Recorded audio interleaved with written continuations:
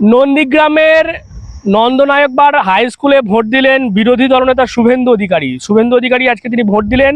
Vote দিয়ে বেরিয়ে এসেই একেবারে খোশমেজাজ এবং তার যেটা বক্তব্য, এই যে ভোট তিনি দিলেন সেই ভোট প্রধানমন্ত্রী নরেন্দ্র মোদীর পক্ষে এবং তার মনোনীত যিনি প্রার্থী অর্থাৎ অভিজিৎ গঙ্গোপাধ্যায়, যিনি অনেকের চাকরি, যারা বেআইনিভাবে চাকরি পেয়েছিলেন সেই সমস্ত চাকরি যেমন বাতিল করেছেন এবং অনেকের চাকরি করে দেওয়ার সুযোগ করেছেন, সেই কারণে কিন্তু তিনি অভিজিৎ গঙ্গোপাধ্যায়ের পক্ষে ভোট দিয়েছেন বলেও তার ইঙ্গিতপূর্ণ মন্তব্য।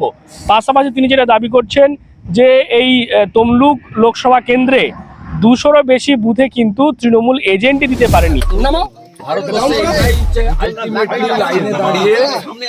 ভোটাধিকার প্রয়োগ করতে হয় এবং সেটা আমি আমার ভোট কাস্ট করলাম নরেন্দ্র মোদীজির পক্ষে, বিকশিত ভারতের পক্ষে, শক্তিশালী ভারতের পক্ষে। এবং নরেন্দ্র মোদীজি যাকে এখানে প্রার্থী করেছেন, যিনি অনেক চোরকে জেলে ঢুকিয়েছেন, জাস্টিস অভিজিৎ গাঙ্গুলি, তাকেই আমি আমার ভোট কাস্ট করেছি। এটাতে কোনো লুকানো দ্বিধাদ্বন্দ্ব নেই, আমি 200 মিটার বাইরে বলছি। ভারত মাতা কি নট টুডে ইজ 140। আর আমার বিশ্বাস 400-র বেশি আসন নিয়ে মোদীজি তৃতীয়বার প্রধানমন্ত্রী হবে এবং জাস্টিস গাঙ্গুলি তমলুক, হলদিয়া, নন্দীগ্রাম সহ সতীশবাবুর যে জায়গা, এখানে একটি গুরুত্বপূর্ণ রোল প্লে করবেন। আমি বেশ কিছু উন্নয়ন এখানে করেছি, ছোটোখাটো, অনেক বৃহত্তর উন্নয়ন বাকি আছে। সেগুলো করার ক্ষেত্রে মোদীজির আশীর্বাদ সহযোগিতা নিয়ে জাস্টিস গাঙ্গুলি সেটা করবেন, বিশ্বাস আছে। সোনাচূড়ায় রাতভর বোমাবাজি অভিযোগ প্রচুর,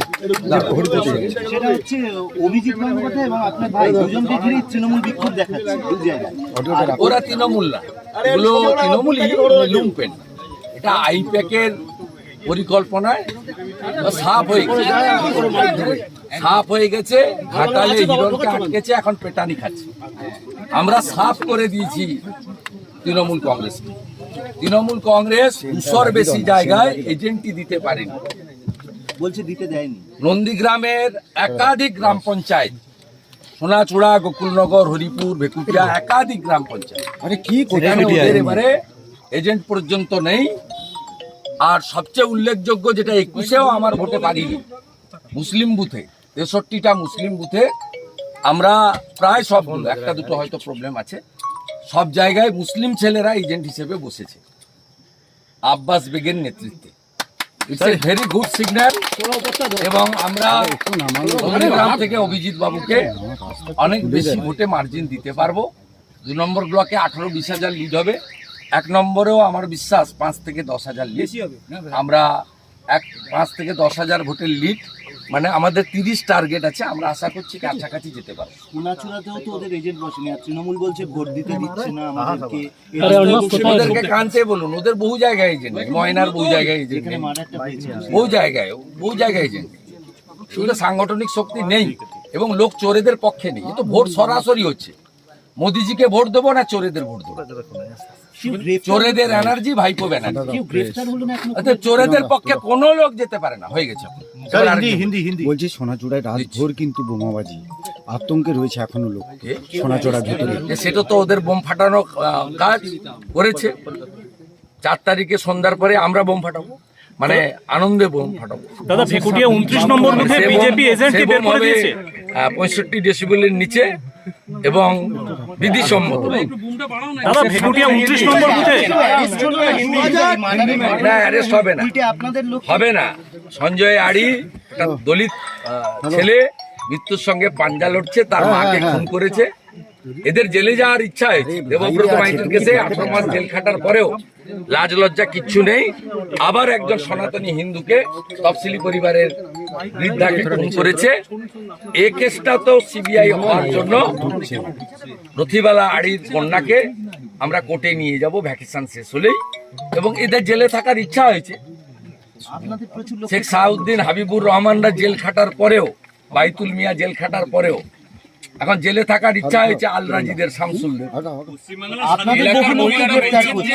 তারা বেশি করে ভোট দিয়ে প্রতিবাদ করবেন, তারা তো এলাকায় ভোটে মেশিনের শেষ, তৃণমূলের দফা রফা করে দিচ্ছে লোকের। আপনাদের বহু লোক গ্রেফতার আমি পদ্মফুলে টিপলাম, পদ্মফুল তো দেবে গেছে, 3 ঘন্টা হয়েছে, তাতে সব পদ্মে মারছে। ওদের বাইরে কোনো কথা নেই। ওদের ক্যাম্পে যে 2-4টে লোক আছে, চোখ মারছে আমাকে, ওই ঠিকাদারি করি, চোখ মারছে, চুপচাপ পদ্মে।